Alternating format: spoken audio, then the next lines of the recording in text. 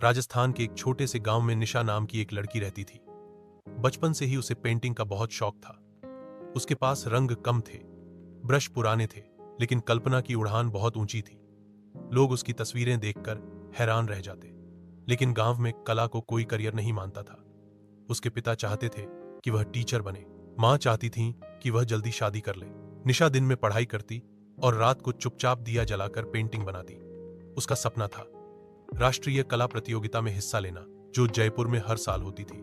लेकिन उसके पास न तो पैसे थे, न ही समर्थन। एक दिन गांव में एक शहर से आए आर्ट टीचर विक्रांत सर ने निशा की पेंटिंग देखी और चौंक गए। उन्होंने कहा, तुम्हारी कला में गहराई है, बस तुम्हें सही मंच चाहिए।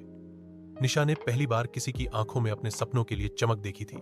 विक्रांत सर ने उसे प्रतियोगिता की जानकारी दी, लेकिन एंट्री फीस, यात्रा का खर्च और एक नई पेंटिंग, ये सब असंभव लग रहा था। निशा उदास हो गई। कुछ हफ्तों बाद उसने फैसला लिया कि वह हार नहीं मानेगी। उसने गांव के स्कूल की दीवारों पर मुफ्त में चित्र बनाए, जिससे थोड़े पैसे मिले। उसने पुराने कपड़ों पर पेंटिंग कर उन्हें मेलों में बेचना शुरू किया। धीरे धीरे पैसे जुटे, लेकिन समय कम था और अब भी उसके पास नई कैनवास नहीं थी।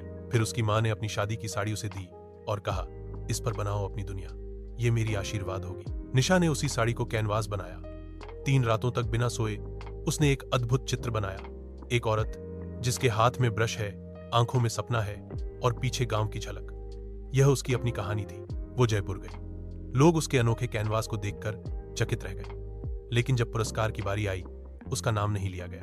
निशा की आंखें भर आई, लेकिन तभी आयोजकों ने कहा, इस साल का विशेष पुरस्कार उस कलाकार को दिया जाता है जिसकी कला में आत्मा है, और वह है निशा कंवर। हॉल तालियों से गूंज उठा।